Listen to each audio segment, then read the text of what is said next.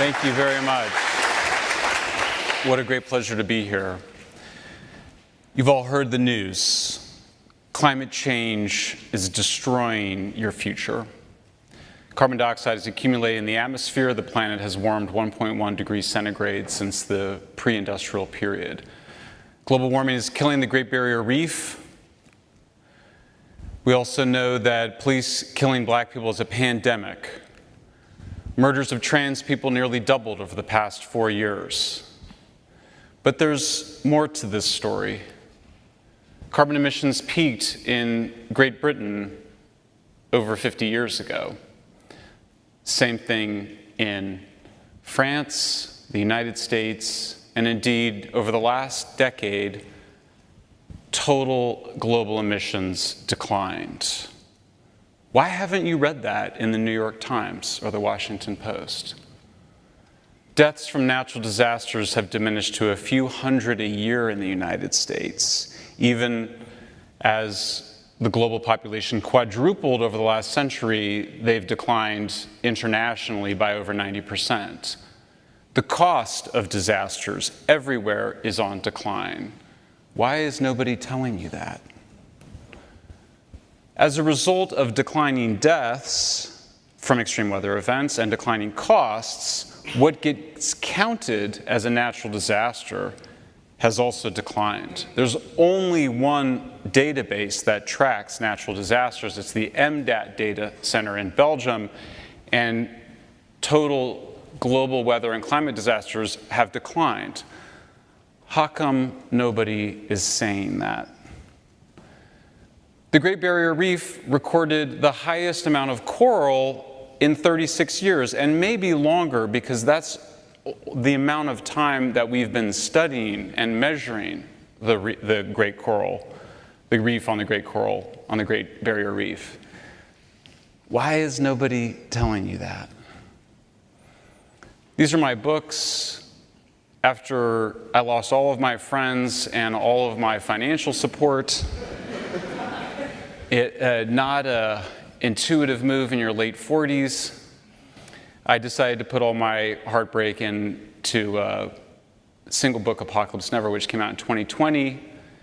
I had the good fortune of it selling, and so I got to write a follow-up book, which was to understand, why do people who say they care more than anybody else let people suffering from schizophrenia smoke fentanyl and have the bottom parts of their legs rot on the street, where they are then taken into the hospital and have the bottom parts of their legs amputated? Why do they then put them back on the street? Why do we spend 10 times more than other cities on homelessness and have those outcomes? How is that compassionate, and why is it done in the name of care? There are no racial differences in police killings when accounting for whether or not the suspect was armed or a threat, justified or unjustified. Everybody knows this. There's no real debate about the data. The person who's done the most to discover this is Roland Fryer at Harvard University. You might have heard of Harvard University, and yet nobody talks about this. Police killings of African Americans declined from 217 per year in the 1970s to 157 per year in the 2010s in 58 of the largest US cities. That's based on FBI data that my colleagues and I personally crunched. This is wonderful news. Police killings of all races declined dramatically from 59 per year between 1970 and 1975 to 12 per year. Now, the rate of police killings in San Francisco and Oakland did increase slightly from 2.7 to 2.8 per year respectively in the 70s, 2.4 and 3.9. But police killings per capita in those two cities declined by 8.3%. So when you account for the increase in population, it also declined. Researchers do not know if trans people are being killed disproportionately in comparison to cisgender people, nor do they know if trans homicides are rising, nor if trans people are being killed for being trans or for some other reason. There is no debate over this data. And yet CBS News irresponsibly and other news outlets suggest that they are. And that should upset you, especially if you care very much about trans people, because what you would not want to do is have a bad baseline for monitoring such terrible forms of violence. Why in the world does everybody get it so horribly wrong, unethically wrong, not just analytically wrong? Some of these things are easier to explain than others. There have been major disinformation campaigns waged by senior leaders in our government. They got an entire FBI investigation based on a made-up memo that suggested that Putin controlled Trump because prostitutes urinated on him in a bed. That is what happened. My mother still believes that Trump is a Russian asset because of that disinformation campaign. The labs leak all the time and have leaked for 50 years all around the world. The idea that the COVID might have leaked from a lab was obvious to everybody, including the scientists who emailed Anthony Fauci on January 30th, 2020. In their email to him, they said, "We think it's more likely to be a lab leak." Several days later, Fauci perpetuated a disinformation campaign that suggested that you were a racist for suggesting that the COVID-19 virus came from a lab, but not a racist if you thought it came from Chinese people eating bats. That happened. People said it was misinformation to suggest that vaccines had side effects. People said that the Hunter Biden laptop was disinformation, not that it fell into a bathtub because Hunter Biden was hammered and smoking crack. Instead, somehow the Russians had gotten Hunter Biden's laptop data and then got it onto a laptop and then dropped it off at a computer repair store. It was the most cockamamie story, a conspiracy theory, and it was perpetuated by senior members of the US government, retired and employed. And people say that the Twitter files just showed people doing content moderation, not censorship. These are senior elected officials who carried out this disinformation campaign. We now know absolute certainty that the FBI should never have launched that probe. Here's the email from the senior scientist to Fauci. Some of the features potentially look engineered. The furin cleavage site that does not belong on the spike protein was obviously engineered, and people knew that right away. And yet the Washington Post suggested that Tom Cotton keeps repeating a coronavirus fringe theory that scientists have disputed. The original headline, which Washington Post changed without acknowledging it on their article, said that he was spreading a debunked conspiracy theory. The Washington Post, which broke the famous Watergate scandal, spreads disinformation. Fauci and his colleagues constructed a fake science article in one of the formerly greatest medical journals in the world, suggesting conspiracy theories were what those lab leak hypotheses were.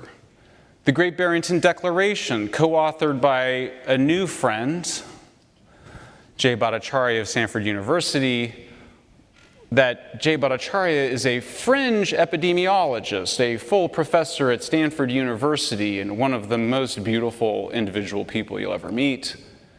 And Francis Collins, the head of the National Institutes of Health, the greatest medical organization and organizations in the world, formerly greatest, said that there needs to be a quick and devastating published takedown of his premises. The Great Barrington Declaration argued that the approach to the pandemic should be the approach to the pandemic that everybody agreed the approach to a pandemic should be before there was a pandemic, which is known as focused protection of the most vulnerable, but allowing children to go to school so they could actually learn something. I don't want to make it personal, but you do need to name names when you are uncovering bad behavior And this person, Renee DiResta, is the smartest of the people in every room she's in, and she's a former CIA fellow, ostensibly former. One of the things that you learn when you interview people in the intelligence community is they say, nobody retires from the intelligence community. Nobody retires from it. This is a person who ran a censorship operation with US taxpayer dollars that involved the Department of Defense, the National Science Foundation, the Department of Homeland Security. It subcontracted out the censorship work to 4 organizations that constituted the creme de la creme, people that went to places like Harvard and Stanford and apparently had their consciences ripped out from their hearts and their brains and got themselves in a situation of censoring the rabble, or what Hillary Clinton calls the deplorables, for doing things like questioning the elections or sharing stories of vaccine side effects on Twitter and Facebook. This was such a smashing success that they're now exporting to other countries, and there's nothing that's been done to stop this. Our work has not stopped this. This is continuing. Here's what Twitter did to Jay Bhattacharya. They put him on a blacklist. The word blacklist is not my word. That's the Twitter internal word. You can see it right there in yellow on his profile, Trends Blacklist. You can imagine the shock that overcame Barry Weiss and Matt Taibbi and I when we saw this. He's one of the most important epidemiologists in the world, and he was on a blacklist because he suggested doing with the pandemic what everybody agreed we should do during a pandemic before there was a pandemic. The behavior from the White House is remarkable. Thuggish would describe it, bullying. Rob Flaherty in particular, who sent this email to Facebook and got this response back from Facebook, whose names we shielded, not the public officials, their names should be known. And the Facebook executive said, yes, sir, please know that we are censoring even true stories of vaccine side effects. So mothers sharing stories of their children getting sick from the vaccine had their posts censored without their knowledge so that other mothers would not see them. This happened, and there's no debate about that this happened. There's a lawsuit about this, and a question is only whether it violated the First Amendment. It's still, in my humble view, as a non-First Amendment scholar, a violation of the First Amendment to have the government have other people demand the censorship, or to demand that Facebook engage in the censorship. Matt Taibbi discovered that in this email from the Virality Project, which was a project funded by US government contractors, that they demanded that Twitter censor, and you can see it in the yellow highlight in the middle, true content which might promote vaccine hesitancy. It's not that the information was wrong, because of course the First Amendment also protects wrong information, but they wanted to censor accurate information because they were worried that people might get the wrong idea and choose not to get the vaccine. I got the vaccine, I got boosted, I love, vaccines are a miracle, but this is totalitarian tactics to censor this kinds of information. FBI came to us, said Mark Zuckerberg, as he has rapidly sought to shift the blame away from taking responsibility. The FBI came to us and were like, hey, you should be on a high alert. We thought there was a lot of Russian propaganda in the 2016 election. There's about to be some kind of dump similar to that. He's referring to the FBI coming to them to say that they should be ready to censor the Hunter Biden laptop. That's weird, because there had been no publicity of the Hunter Biden laptop yet. Perhaps it's just a coincidence that the FBI had been sitting on the Hunter Biden laptop for almost a year. And this wasn't the beginning. Twitter was under intense pressure. We have seen a sustained effort by the intelligence community to push us to share more info and change our API policies. They're probing and pushing everywhere they can, including by whispering to congressional staff, complained the Twitter director of policy on January 2020. The story exploded on October 14th. Twitter's internal trust and safety department, which is the censorship department at Twitter, evaluated the New York Post article, and they concluded that it did not violate Twitter's terms of service, that the article was entirely, there was no evidence that it was inaccurate or that it was a result of hacking. They censored it anyway. Here's the subpoena from the FBI confiscating the laptop in December 2019, almost a year before the New York Post story. Here's the signature by Hunter Biden on the receipt dropping the laptop off at the computer repair store after he had dropped it in the bathtub or the pool. Weirdly enough, in the Twitter files, we discovered that there had been preparation for how to not cover the Hunter Biden laptop months before the New York Post published an article about the Hunter Biden laptop. What's the Aspen Institute doing, gathering journalists to talk about how not to cover a story that hadn't even broke yet?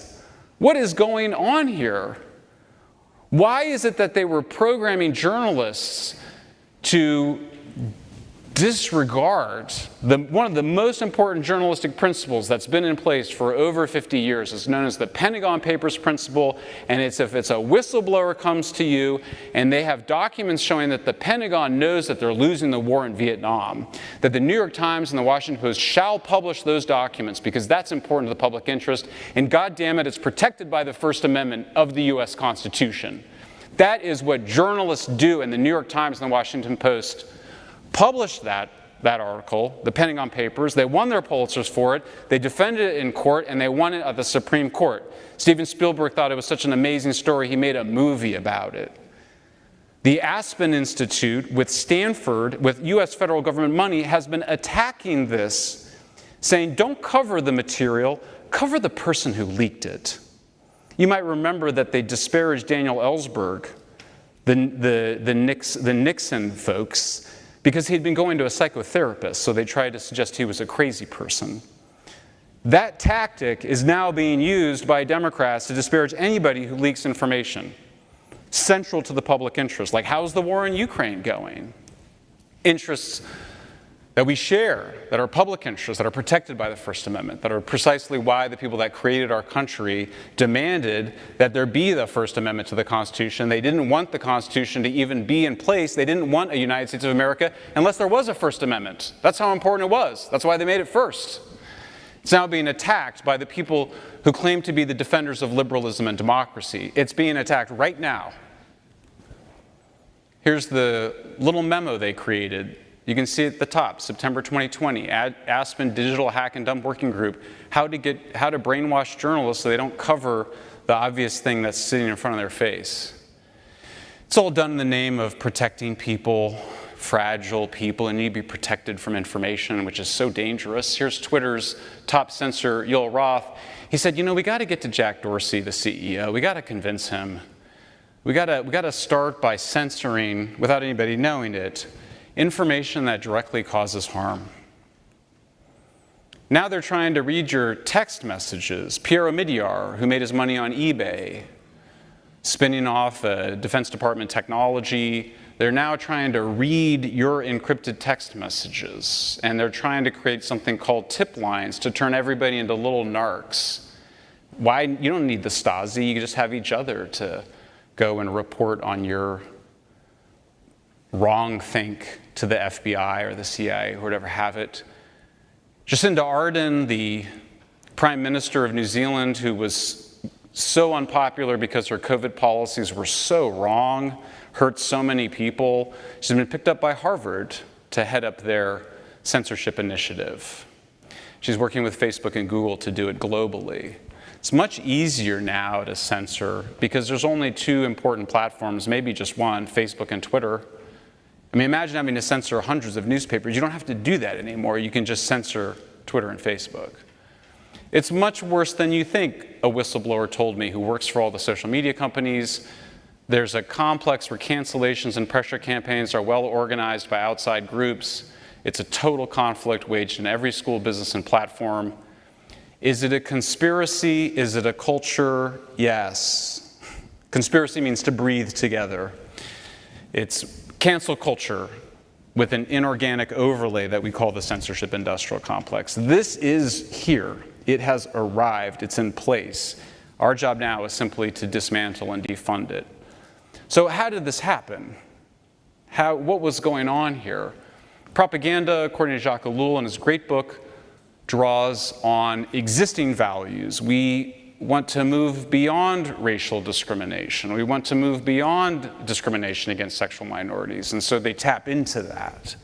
So propaganda is about controlling the information environment. The concern of the advocates of disinformation isn't to wipe out every instance of a piece of information. Hunter Biden laptop story got out there, but people like myself and my mother and everybody in my liberal family all thought it was Russian disinformation. So the censorship was in service of the disinformation. It's not that the censorship, they know they can't be total. They don't need to be total. They just need to brainwash you into thinking that something is wrong when it's right. What is going on in 2010? Something happened. Zach Goldberg, Manhattan Institute, finds that the terms racist and racism just exploded into the news media in this period. And little surprise then that the ideology follows. How big of a problem is racism? It's a much bigger problem than people had thought. People thought it was a declining problem for years. We thought that relationships between white and black Americans had been pretty good, 70% in the last 20 years, and they just plummet after you're told repeatedly through propaganda that things have gotten worse somehow. Some of this is just the elites in an absolute panic after the revolutions of 2016, Brexit and Trump. They had to get control of the information environment. They had to be able to wage war when they wanted to wage war. They had all these overproduction of elites sitting around after they had successfully prosecuted the war on terror. They needed something to do. They turned inward. And they tapped into cancel culture, what we call wokeism, as predicates for censorship. Why, though? Why? Why? Why can't we just live in peace and have debates and free speech? Why? Part of it, I think, has to do with the fact that nobody believes, we don't have the traditional value systems that we used to have. This is a very old trend. This is what Friedrich Nietzsche wrote about in the mid-19th century, the death of God. We don't have traditional moral structures. The percentage of Americans with no religious identity has risen dramatically. Ernest Becker, in his brilliant Pulitzer Prize-winning 1975 book, said, "Man cannot endure his smallness unless he can translate it into meaningfulness at the largest possible level." The idea that we just die and turn into worm food is pretty depressing, particularly if you think that your life isn't very exciting or interesting. So we overcompensate by constructing monuments to our lives. We can rest assured knowing that our names will live on. These are called immortality projects, and there's absolutely nothing wrong with them, particularly if you sublimate and create beautiful immortality projects. The idea of death, the fear of it, haunts the human animal like nothing else. It's like a mainspring of human activity, designed largely to avoid the fatality of death. To overcome it by denying in some way that it is the final destiny of man. We deny it, we sublimate it, we create monuments, we write books, we lead political campaigns, but things can go terribly awry when we're outside of a positive moral framework. The problem of disbelieving in God is not that man ends up believing in nothing, it's much worse. He ends up believing anything. Climate change, a new external authority. You used to get right by God, now you get right by nature. You used to feel guilty for Adam and Eve eating from the tree of knowledge. Now you feel guilty that we started using fossil fuels and technology and nuclear power and modern agriculture. We're guilty, guilty, guilty, guilty. Nature's angry at you. It wants to punish you. There's no redemption, but you might avert narrowly apocalypse by harmonizing with nature through renewables and organics. Power has got to move from your local authorities, got to move from the people you vote for to the people that you don't vote for, to the experts in places like Brussels and the United Nations and International Energy, to people who know how to get you right by nature. We have a new priest class, and we have a new set of witches. Race is the new moral order. We know it used to be people of color. but that wasn't precise enough. Now we know it's BIPOC, so it's black, indigenous people to rule over Latinos and Asians on the moral hierarchy. It's got to be clear. You've got to feel guilty. There's no redemption, really, but you can get right by the new moral order by knowing your place. Get in your place. Know your race, get in your place. It's not about equal justice under the law anymore. That's an old idea. Now we're gonna have the laws enforced differently. Canada's pioneering this. California is pioneering this. We should be ruled by the victims. We can figure out who was victimized the most. They should have the most power. There's a new set of witches. A new view of human nature. You do have a soul. It's called your gender. You're the God. You can change your body however you like. Forget what they say about chromosomes and whatnot. You can reshape your body. You are who you say you are. Drugs and surgery are gender affirming. Preventing drugs and surgery is conversion therapy, and we have a new set of witches. Social media plays a role. Look at that. Jonathan Haidt is absolutely right. Anybody that's been reading Jonathan Haidt knows that he's won this argument. You got it, John. Stop. You've convinced everybody. You've made us all anxious. We feel like, oh my God, everybody's watching me. Everyone can see me. It's Foucault's panopticon. It's on your phone. Everybody can see. They can see I might be a bad person. I better get on the side of the bullies to protect myself. I better participate in the attacks on the witches, or I might be victimized. Anxiety. We see the rise of cluster B personality disorders, which are described as 4 different manifestations. Some people think there's just a single, doesn't matter. DSM, antisocial, borderline, histrionic, narcissistic. I'm not diagnosing anybody. That's not what I'm about to do. But you see the behaviors and they're recognizable to you. The greatest scholar of narcissism, Sam Vaknin, says, I'm a narcissist, so take my word for it. Listen to me. And Sam is brilliant. Certain people are prone to adopt victimhood as an identity. Victimhood endows their life with meaning. You know this type of person. They would be victims even in situations where they've not been victimized. They want to be victimized. Look at me, I'm a victim. I have higher moral status than you because of it. So entitlement, grandiosity, I'm entitled to tell you what to do because I'm more of a victim than you. Splitting, you're either with me or you're against me. I need the attention, give it to me. Impaired reality, lack of empathy for oppressors, excessive empathy for victims. It's very dangerous if you're a perennial victim. This is your identity. You would tend to develop attendant behaviors. If you don't get special treatment, you'll become aggressive. You know what these folks are like. You feel like you're walking on eggshells around them. You're anxious around them. Splitting. Everyone says there is no black and white issue, said Greta Thunberg, but I think this is. Either we go on in civilization or we don't. We must stop using fossil fuels right now, or you're a bad person.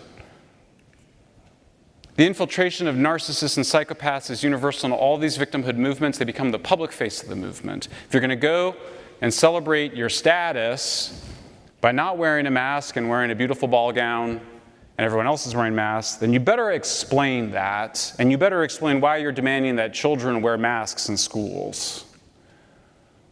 What would lead otherwise decent people? I have no doubt that the people with their fists upheld no doubt that they are empathic people, caring people. They care more. What would lead them to do this? To raise their fists above this young woman who later said in a Washington Post op-ed that she attended Black Lives Matter protests. She supports police reform. She just didn't think that she should have to raise her fists against a mob, that's not what she understood the First Amendment in America to be about. If an individual in a position of political power is a psychopath, he or she can create an epidemic of psychopathology, and people who are not essentially psychopathic, they're not psychopaths. They're behaving like psychopaths. Create a culture of cluster B personality disorders. These are not the signs that people want to censor. They want to censor other people's signs, the signs that say respect trans people or your pronouns will be was, were. That's a death threat. That poster just went up in Britain today. The potential for aggression and victimhood movements is much larger than in the general population. Anything that is grievance-based leads to violence and death. These boots stomp turfs. If you start talking about a genocide against you and your folks, and there's no genocide, be very careful around these folks. That's dangerous, because if you think a genocide is being perpetuated against your people, then almost anything is justified. This is antisocial personality behaviors, these kinds of things. Assaulting somebody for what they said. It's narcissism. Pay attention to me. I threw soup on a Van Gogh painting. In the 1950s, these courageous students had milkshakes poured on their heads in order to be able to sit peacefully at a lunch counter in the South. Now they throw soup on the painting and they want to be famous. That's different motivations. That's not the same thing. Histrionic. My future's coming to an end. It's desperate. It must happen now. It's tempting to wonder, is it all coming to an end? Is this it? It's pretty dark. I never said it was going to be an uplifting speech. Civilizations, on average, 336 years. That's the most comprehensive study. We're at 250. It's been a good run. Not so fast, right? Come on. It's the United States of America. This place is amazing. Amazing. We have the First Amendment. We have the First Amendment. And we're going to fight for it, right? We're a country of renewal. We're a country we want change. You can remake yourself. Somehow I became a free speech advocate. I was like a nuclear power advocate like 5 minutes ago. The Netherlands was one of the first modern civilizations, rich. It's still great. God, have you been to Amsterdam? Incredible. They had an open drug scene, homeless crisis like we have, and they got people the care they needed. They got them into treatment. They intervened, got them on methadone, got them into recovery. Amsterdam is amazing. It's an old civilization, and they're doing great. You need at least these 4 things: equal justice under the law, meritocracy, cheap energy, freedom of speech. If you don't have them, you might be able to get away with the first 3, but then it's not a liberal democracy if it's just the first 3. So what do we do about it? You can't just condemn. My friends on the right, they love to condemn. Condemn, condemn, condemn. This is bad, bad, bad. It's not good enough. You have to explain it. That's what I've been trying to do. This is the most important book I read on this issue in the last couple of years. Politics is Andrew, I'm going to butcher it, Lobachevsky, lived under the Nazis, lived under communism in Poland, a psychologist, and he said, it's not just that totalitarianism, it's not that the institutions are immoral and wrong. It's all, yes, that's true, but the people in them, they're psychopaths and narcissists. There's something wrong with the people that got in charge. It's a pathocracy, he said. It's a sick bureaucracy. You got to get those people out. You can't have psychopaths and narcissists running your government. Naturally, we should take care when confronting monsters, lest we not become them ourselves. For me, having come back to my faith, this is the most important challenge. You've heard that it was said, love your neighbor and hate your enemy. But I tell you, love your enemies and pray for those who persecute you. I can't do this, but it makes me better to try. And I came back to it when trying to figure out how do you deal with personalities like the cluster B personalities. It's not going to work if we hate them. It's going to take some courage. Some people are starting to show it. So thrilled Glenn Lowry's here. Glenn, such a fan. Peter Boghossian, my new friend, doesn't believe in God, but strong moral character, a man of courage. Horrible things were done to Peter, and he is a better person for it and overcame it. That's how you deal with victimization. You're not trying to avoid being a victim, you're seeking to overcome your victimization. That's the heroic journey. We're mortal. This is it, guys. Even if you think you're going to go on afterwards, as I do, it's not going to be this life again. You might be 19, you have a lot of years ahead of you, but you're not going to be 19 again. What are you going to do when you're 19? What are you going to do now? Are you going to be brave or not? It's usually pretty clear, actually. You just got to do the work too. You got to just debunk the bad stuff. You just got to say it's wrong. You got to debunk it. You got to do it on Twitter. You got to do it in your books. It works. They start saying hatred is increasing everywhere. It's increasing in California. Really? Like, compared to when? Like the 50s? Like 500 years ago? There's more hate. There's less hatred among common people of racial, religious, and sexual minorities at any time in recorded history. I mean, seriously. So let's go look at the data. I'm not very good at math or statistics at all, but I'm familiar with what's known as recording bias. You start recording a phenomenon, you get better at recording the phenomenon, you have to get better at accounting for you're getting better at recording it. So we're better at recording it. That's all this is. And they keep doing it. Look at these numbers, guys. Have you ever met anybody that doesn't think black and white people should be allowed to get married? But yet in 1961, 4% thought that should be legal.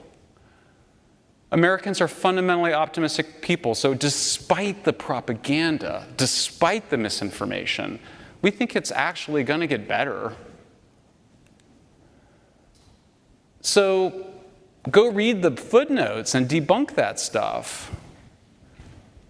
There could be an increase in reporting. That might have been the reason, said the researcher who put out the bullshit study at UC Berkeley, where the first thing you learn in your stats class is that there's a reporting bias.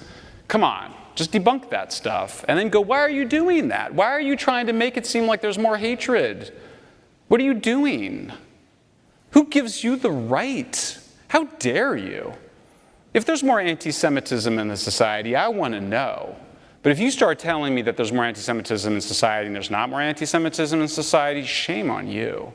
Oh, shame. That's terrible. You need to explain why you did that.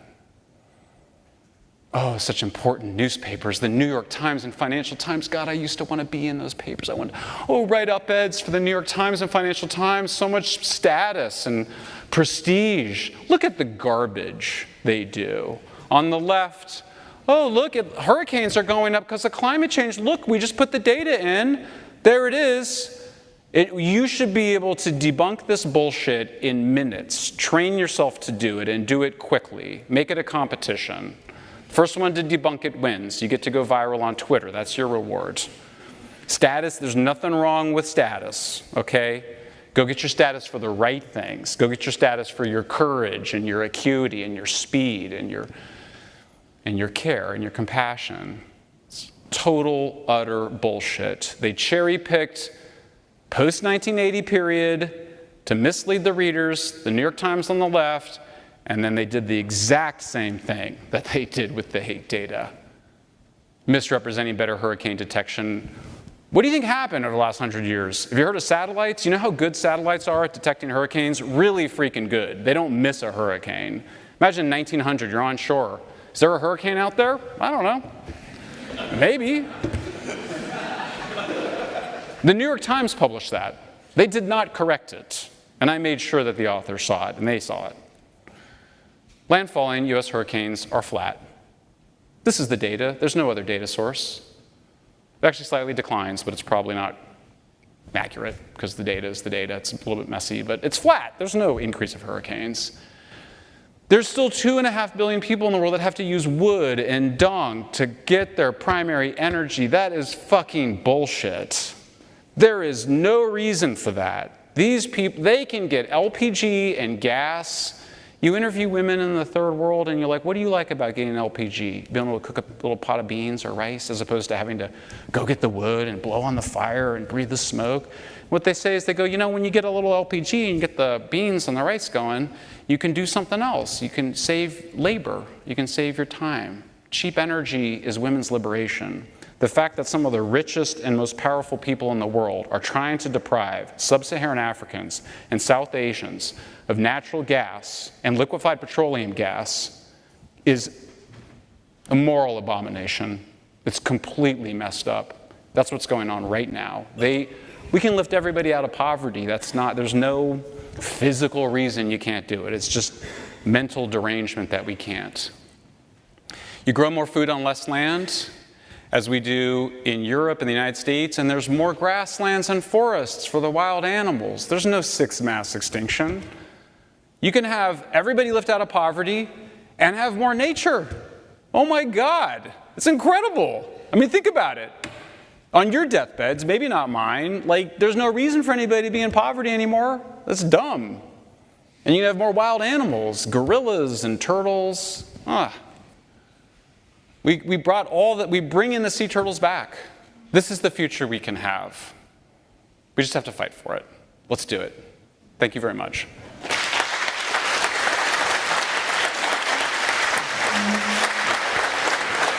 Thank you very much. Thank you, guys. Appreciate you.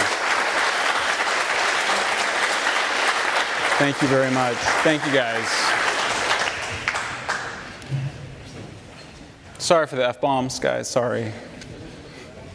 Hey guys, really quickly, please limit it to one question so everyone gets a chance to ask theirs, and keep this in mind for future Q&As. I guess, Michael, you can choose. Oh, sorry.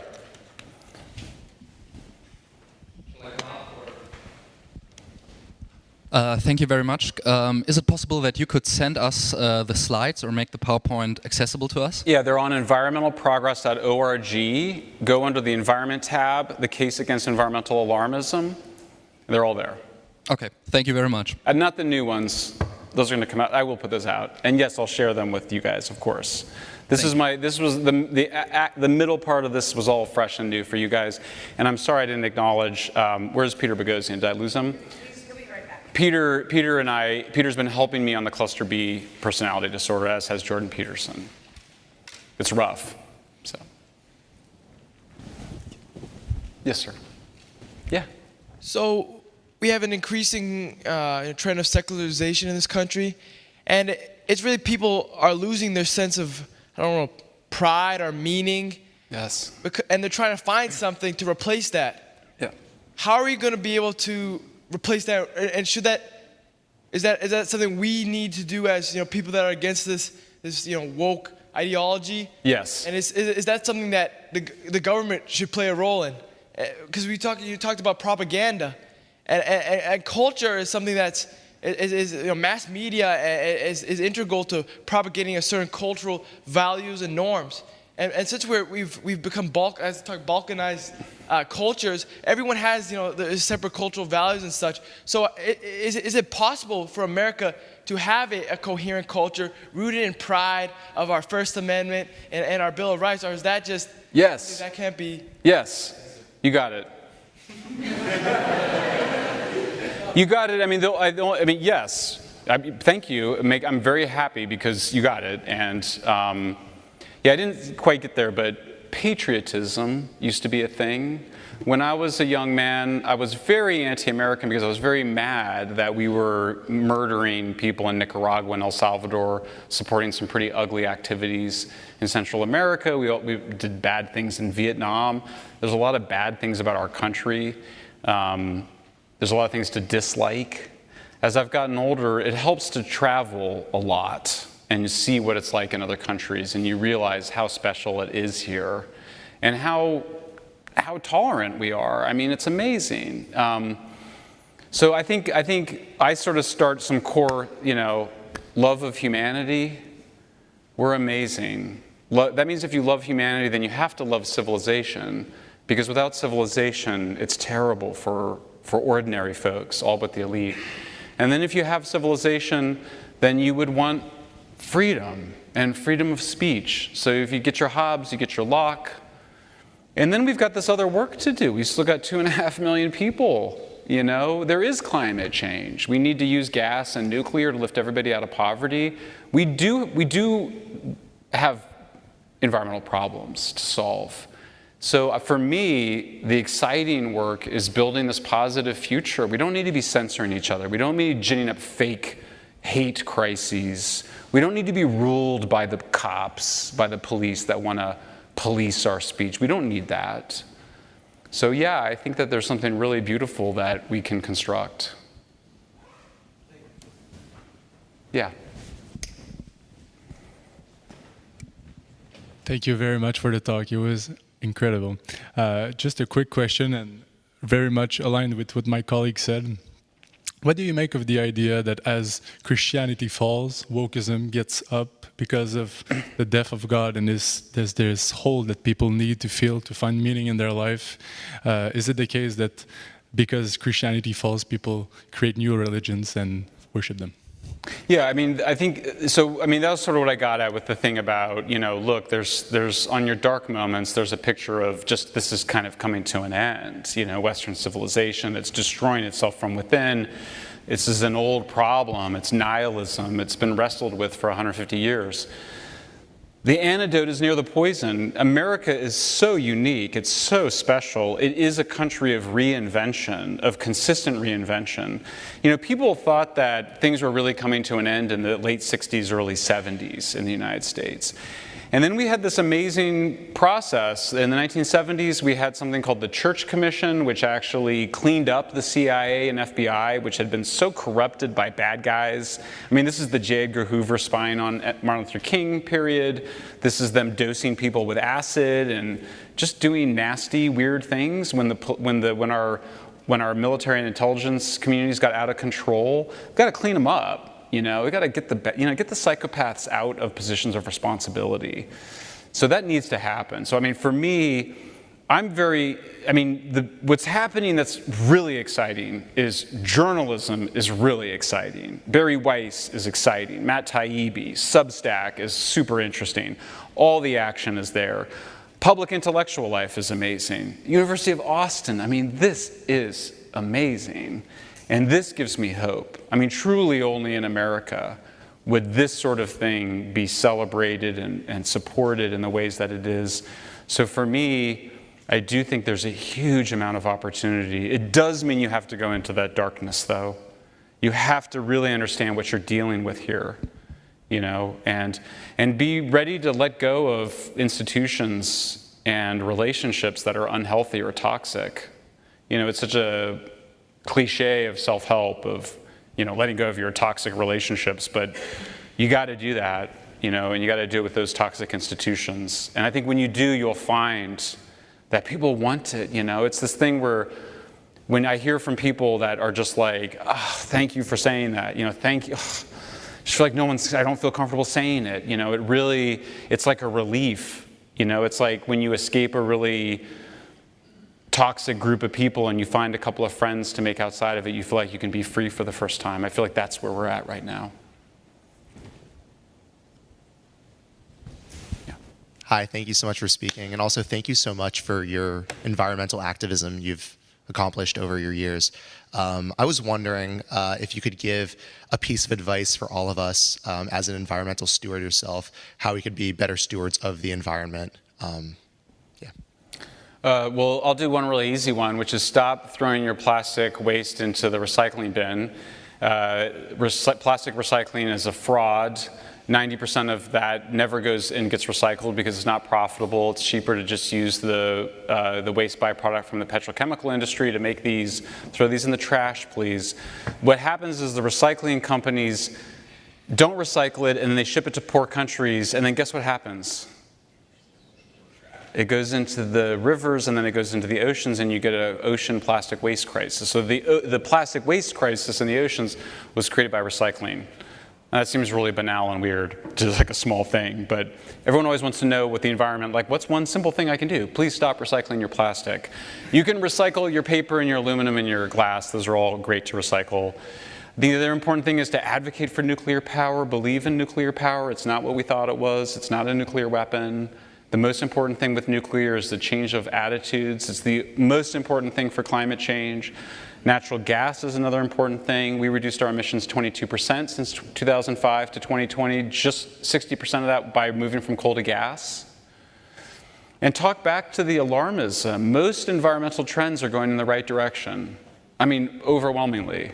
You know, and I think you want to, and for me it's inspiring. You know, you have a world of lifting everybody out of poverty and greater ecological biodiversity, more wild spaces, more natural places. Yeah. Yeah, could you tell us how these cluster B personality types came to take over really important institutions and organizations? How do they do it? Yeah, I mean, they're so strong and magnetic is part of it. I mean, narcissists are really charismatic and they're really compelling. In the political ponerology book, he talks about them as being spellbinding. So they're acting in they're engaged in a kind of hypnotic activity. You know, they're really beautiful people often. They're very compelling. And narcissism, I should say, neither narcissism nor psychopathy are like all bad. They're really on a spectrum. There's a really good book called, the best book on psychopathy, which is now, they've made it politically correct. They've called it antisocial personality disorder.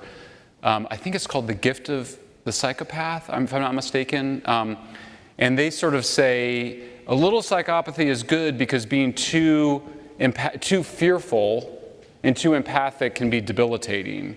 So a little narcissism is okay. It's okay to have some self-love, right? And some desire for recognition. If you do the right thing, the courageous thing, the truthful thing, you should get. I had the conversation about status with Barry. I just wanted to add that. There's nothing wrong with wanting status and recognition from your peers. You should want it for the right things. So I think the argument goes, I think what we're saying is, you have secularization, you also lose patriotism as a sort of spirituality, a kind of collective transcendence, right? People die for their country. You know, it's amazing, it's a spiritual, I'm gonna die for my country and I'll live on by letting America live on, or whatever country live on. When that then goes away, then a new morality has to take hold. It's this really base and ugly morality, I think, the kind of three parts I described. But you get the narcissists and the psychopaths who will then spellbind and then sort of enforce it through bullying. That's again, it's taken us some time. Peter's frustrated with me because I've been sitting on this research for a long time, but it's hard, complicated stuff, and psychology does not lend itself to hard empirical facts. We're trying to sort of more describe what we're seeing and feeling. Yeah. Really, thank you for doing all this. I was wondering, like, what are red flags that, like, you see that make you intuitively feel like some news that seems really, like, factual is not actually factual? Well, I mean, with the increasing of hatred, it was just immediately set off my red flags. I mean, if you read Steven Pinker's book, you know, which I don't entirely agree with, but basically, you know, violence has declined in the society. This sort of, you know, racial, religious, and sexual hatred has declined. You know, so when people start saying, "Oh, there's been this big increase in hatred," I'm kind of like, "Really?" You know, doesn't seem right. You know, and that's part of it. And then also, it was accompanied with a desire for something wrong, which is more censorship. And so, similarly on climate change, it's like, well, we just don't, because of climate change, you know, sub-Saharan Africa just can't use fossil fuels. Sorry. You kind of go, well, wait a second. So, like Jordan Peterson has this great line, you know, which is, if you can't tell what somebody's motivation is, look at the consequences of their action. If the consequence of climate action is that sub-Saharan Africa is being deprived the natural gas that they produce, which is also the feedstock for fertilizer, which is what's required to grow more food and use less land and save more nature, then you got to be like, what's that really about? Kind of a weird, creepy power trip, really. Sure. Who do you think is the main driving force behind all this? You mean as like a... Why did it happen? I mean, so, you know, Nietzsche has a really great aphorism, which is that, you know, there's no explanations, only descriptions. And so you can see in this talk, I kept being like, well, it's kind of driven by this reaction to Trump and Brexit. And then you kind of go, well, it's also kind of, after the war on terror, there was all this apparatus that needed to go somewhere. And then you kind of, well, it's the rise of the social media and the internet. And then you kind of go, well, it's secularization. You know, and then it's coming from within the culture. It's genuinely coming from within the culture, and then the elites are taking advantage of it. So you can keep, well, definitely we should keep trying to peel the onion, but you know, you kind of get at the bottom of it, and it's people being small. It's people thinking that somehow, like, there's not enough atmosphere for poor people around the world to use fossil fuels. It's not just that some people just have most people just have bad information, but other people know better. They know that actually it doesn't work like that. You know, that actually to be protected from the consequences of climate change, you need to have abundant and cheap energy. So there's something wrong in the motivation. Hi, thank you for coming. You brought up personality disorders, which obviously can be interpreted as like dismissive or inflammatory or any of those things, because you can't rationalize with psychopaths, you can't rationalize with narcissists and hysterics. So how does that information help us approach woke people and just engage with them? I think you can. One thing I wanted to say is, so I think it's important to understand, psychopathy and narcissism on a spectrum, and that some amount of it is actually healthy, and that it's also situational. So there may be a disposition, but also, we see good people behaving badly in bad situations. And so one thing is to try to get people out of those situations, and also just, as just a basic personal security issue, to avoid those situations. It's kind of the most important thing when you look at personal security issues: avoid bad situations. And then I did want to get at the debunking a bit, because I did want to say that I've actually been very happy and surprised lately, because we've been debunking this idea that there's been an increase in hatred and anti-Semitism and racism. And we've just been doing it on Substack and Twitter and, and some podcasts and whatnot. But it's working. Like, I can tell it's working because, like, literally the United Nations and these other people that were saying there was an increase have stopped. And we can ratio them. You guys know, ratio, that's what the kids say. Like when the head of the United Nations says there's been an increase in hate, and I kind of go, actually, there hasn't, and here's the evidence, and you're just looking at a reporting bias. A couple weeks later, they just go, we have to fight the hatred in society. Okay, sure. So I do think you have to kind of do it at all levels. You have to debunk it, and then you have to kind of go, where's this coming from, and why are you doing that? What's the agenda here?